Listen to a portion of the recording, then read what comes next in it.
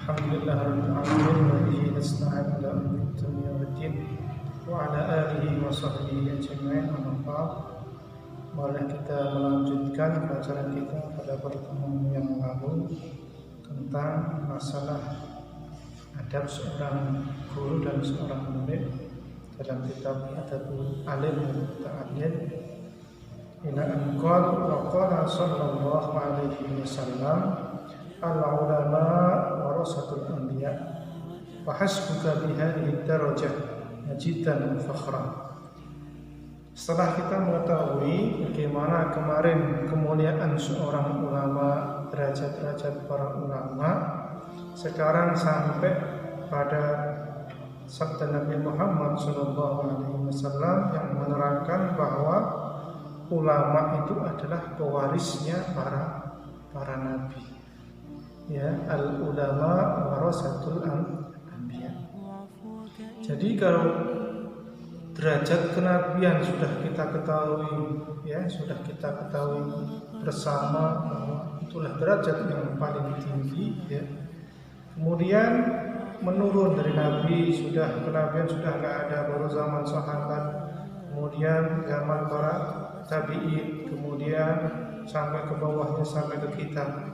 Yang sekarang ada adalah para ulama. Tentunya kita sudah mengetahui bahwa ulama adalah seseorang yang mengamalkan ilmunya, yang dengan ilmu itu dia dekat sama Allah Subhanahu wa taala.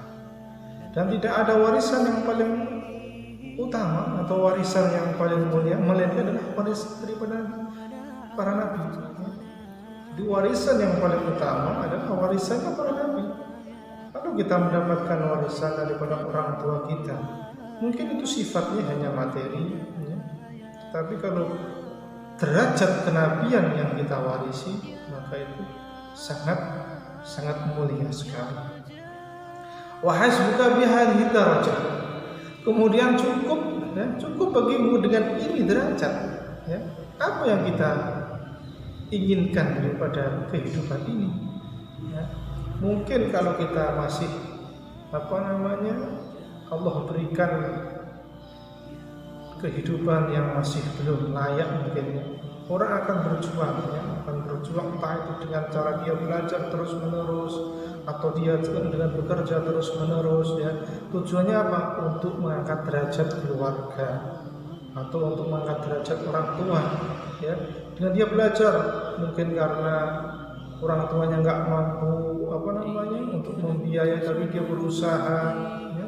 Berusaha dia belajar, kemudian ini nggak pandang bulu entah itu ekonomi yang mana, tapi dengan ilmu akhirnya dia berprestasi, kemudian dia mendapatkan penghargaan, akhirnya Masya Allah ketika disebutkan fulan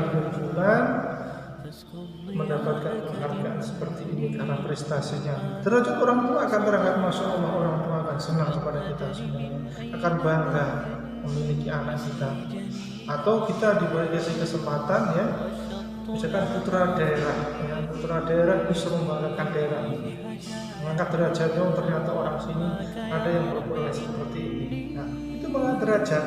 Atau kalau kita melihat, ya, banyaklah, ya, jabatan-jabatan yang secara zahir, secara duniawi itu adalah derajat mulia, ya. Mungkin dapat posisi yang strategis atau dapat posisi yang, tetapi ini semua adalah derajat, ya, derajat di dunia. Belum tentu derajat yang kita peroleh di dunia ini nanti yang akan bisa membawa kita ke akhirat, akan bisa mendapatkan lagi kalau derajat ini kita temukan di akhirat. Tetapi kalau derajat kenabian kita mewarisi daripada nabi, daripada para anbiya, semua kita derajat kenabian kita pegang, ya. Jadi sudah nggak ada lagi yang bisa mengalahkan itu, ya.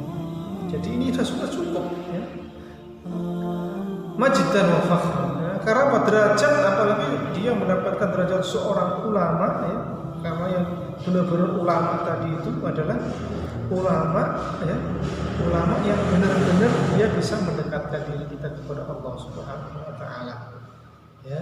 Jadi termasuk, ya, pernah saya masih teringat ya daripada kalam seorang ulama. Apa itu tanda-tanda seorang ulama akhirat? Ya. Tanda-tanda seorang ulama akhirat adalah apabila kita memandang wajah beliau atau kita memandang daripada wajah daripada seorang ulama itu entah dari bertemu langsung atau kita melihat akhlak beliau, itu mengingatkan kita kepada akhirat. Itu akan mengingatkan kita kepada Allah Subhanahu wa taala.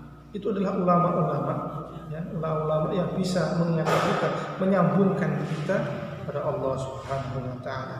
Maka kalau tidak hanya di dunia saja seorang ulama dimuliakan, nanti sampai di akhirat pun akan dimuliakan ya. Jadi ini sudah derajat yang paling mulia ya. Dan suatu kehormatan ya, kemuliaan dan kehormatan ya. Tapi bukan ulama-ulamaan langsung mengaku saya ulama, bukan. Jadi ulama itu tidak kita mengaku saya seorang ulama atau saya bukan ya. Itu memang yang derajat memang Allah berikan sama orang-orang pilihan. Wa hadhihi rubbah syarafan wa dhikran.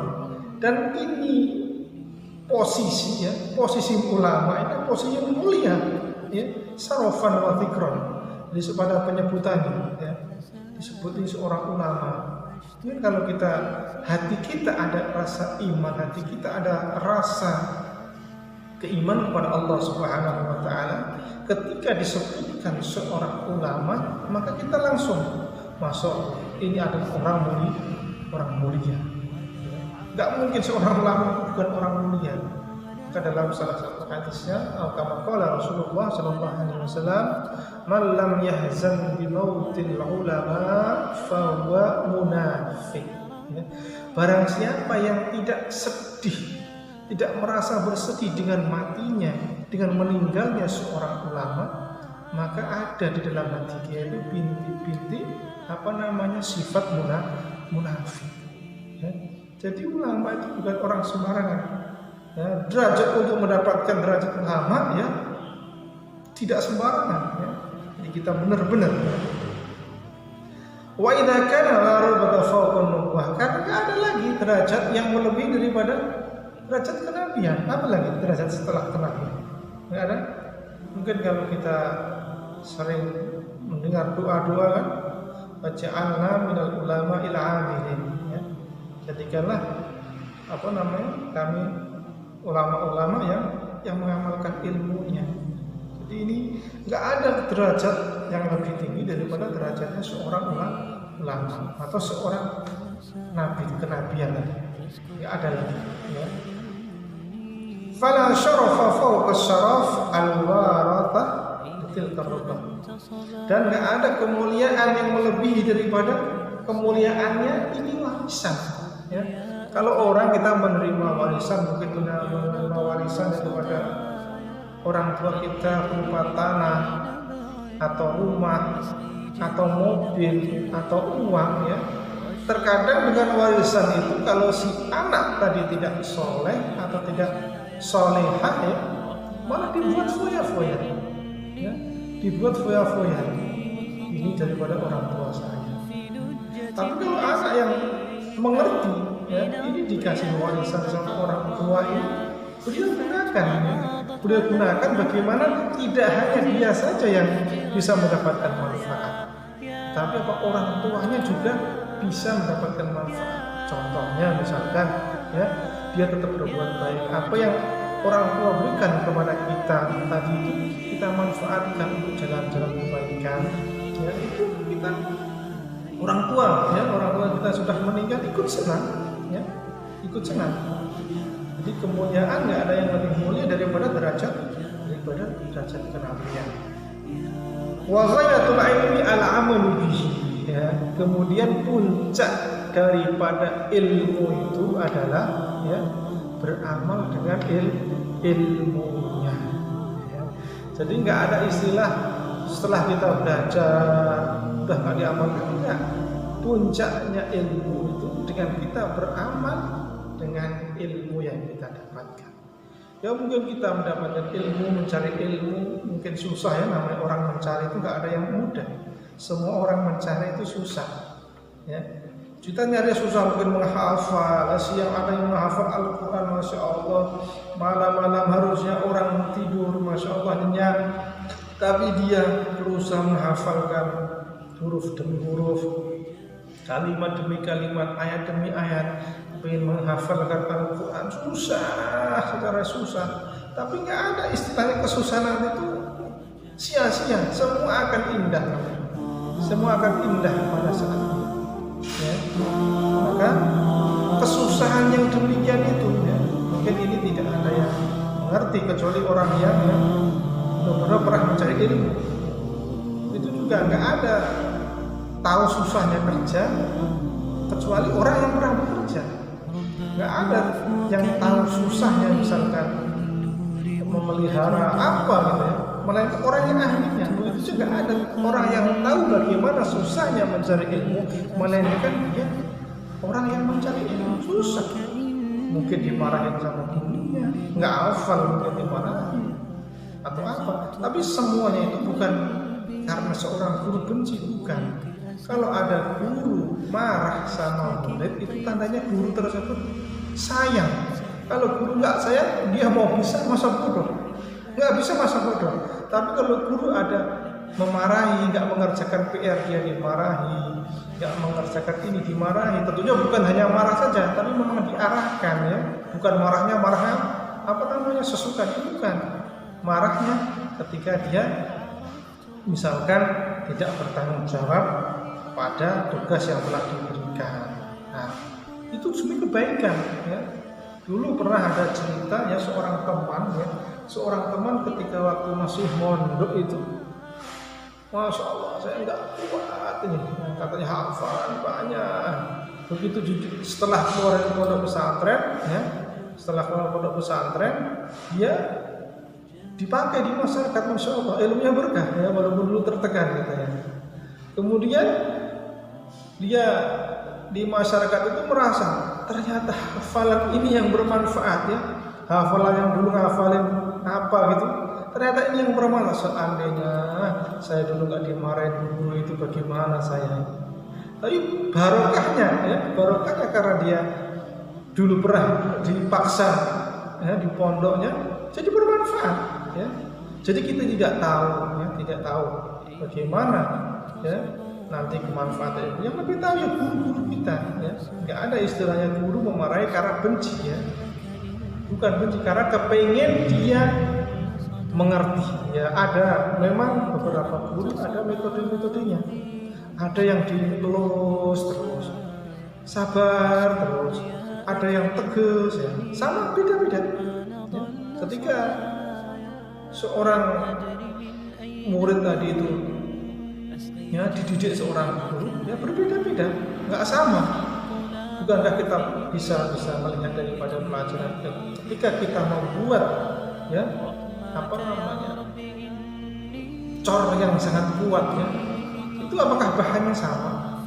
Dan kita membuat cor beton yang kuat, itu bahannya beda-beda. Ada airnya, ada semennya, ada pasirnya, ada koralnya, ada besinya, kemudian diaduk jadi satu, dibuat cor kuat.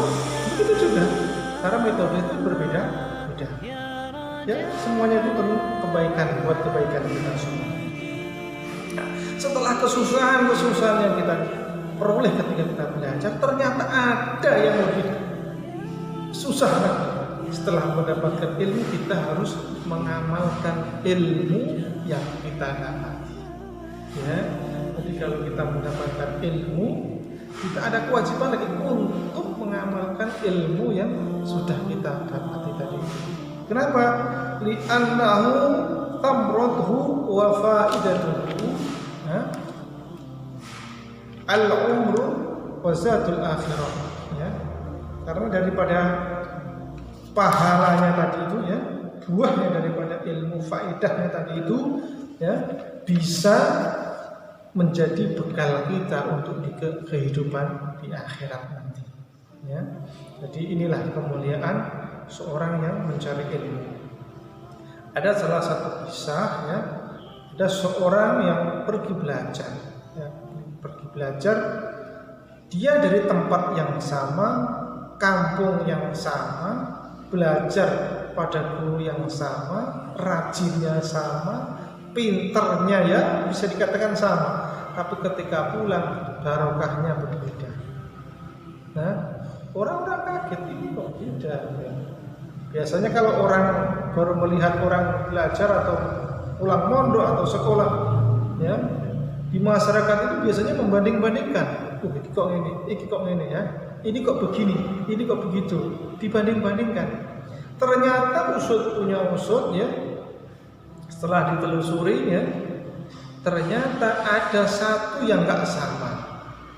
Ketika yang dilihat orang yang di masyarakat ini orangnya Masya Allah paling menonjol dari segi semuanya lah ya.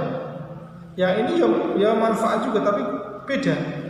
Ternyata punya kebiasaan yang si A tadi itu ketika belajar atau ketika murojaah sendiri. Jadi murojaah sendiri itu bukan ketika belajar di hadapan guru, ketika sudah selesai dia murojaah atau belajar sendiri. Dia menghadap ke arah kiblat. Yang satu ya, yang kurang begitu manfaat tadi itu, dia ketika murojaah atau belajar sendiri tadi itu, ya terkadang menghadap kiblat, terhadap enggak, namanya orang duduk lama juga capek atau pegal-pegal gitu. Yang segitu saja ternyata sangat berpengaruh. Ya. Jadi tidak sembarangan ya, mencari ilmu memang susah, mengamalkan ilmu ya lebih susah lagi. Tapi semua itu tidak ada kata susah. Kalau kita mau berusaha, kita berserah diri sama Allah Subhanahu wa taala. Allah akan mudahkan semua urusan kita. Selama kita sudah berusaha semaksimal kita, adab-adab kita ada pada belajar, ada pada kita mencari ilmu, kita kerjakan semuanya. Walaupun nanti belum bisa, Allah akan ngasih. Sudah yakin saja ya. Jadi jangan kita ragu ya. Jadi insya Allah kita semuanya termasuk orang-orang yang diberikan kemudahan dalam mencari ilmu tadi. Waqala sallallahu alaihi wasallam, thalabul ilmi fardhatun ala kulli muslimin wa muslimatin. Ya, ini penyemangat lagi bagi kita bahwa mencari ilmu itu adalah hukumnya fardhu ya. Buat siapa? Buat muslim laki-laki sama muslim perempuan. Nah, pada pembahasan yang lalu sudah kita bahas ya, sudah kita singgung. Kenapa? Wa talabul ilmi yastaghfiru lahu kullu syai'in hatta al-khawt fil bahri. Ya. Alasannya kenapa kok ini sangat fardu atau sangat mulia tadi itu ya? Alasannya kan seorang pencari ilmu atau seorang pelajar itu orang yang mencari ilmu di jalan Allah Subhanahu wa taala ya. Banyak yang beristighfar kepada mereka, bahkan sampai ikan di lautan pun memintakan ampun buat dia ya. Hatta khawt fil bahr, sampai ikan di lautan pun memintakan ampun ya. Dan alhamdulillah ya, alhamdulillah kita belum pernah dengar ceritanya orang yang susah, orang yang membiayai entah itu anaknya atau siapapun yang menjadi tanggungan dia membiayai ilmu untuk mencari ilmu, ekonominya susah. Belum pernah mendengar. Yang ada kemudahan-kemudahan. Ya mungkin kita untuk membayar ini mungkin hutang dulu kan. Hutang pun kalau kita nggak dikasih sama orang kan susah juga kan. Tapi ada aja. Ya. Banyak kita dengar dari cerita-cerita wali-wali santri, wali muridnya. Ada aja walaupun mungkin ekonominya nggak begitu ya, wow lah ya. Tapi ada saja dia dimudahkan sama Allah Subhanahu wa taala.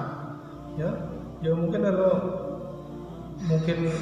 deal proyeknya atau usaha apa ada saja jalan kemudahan daripada orang-orang tua tersebut. Kenapa ini? Orang mencari ilmu sudah jelas orang yang berjalan untuk mencari ilmu Allah Subhanahu wa taala, hakikatnya dia adalah yang berjalan pada jalan-jalan surga.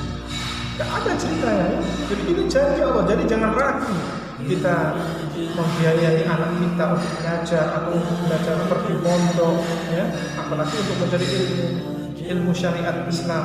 Enggak usah kita ragu, yakin Bismillah, pasti Allah akan kasih jalan, ya. Jadi apa? Ini ikan-ikan itu pada memintakan istighfar pengampunan. Nah, buat tolak itu. Ya, mudah-mudahan kisah yang singkat ini ya bisa menginspirasi kita, bisa menambah semangat kita lagi. Kita lanjutkan pada pertemuan selanjutnya. Ini saja. Wassalamualaikum warahmatullahi wabarakatuh. Ya Raja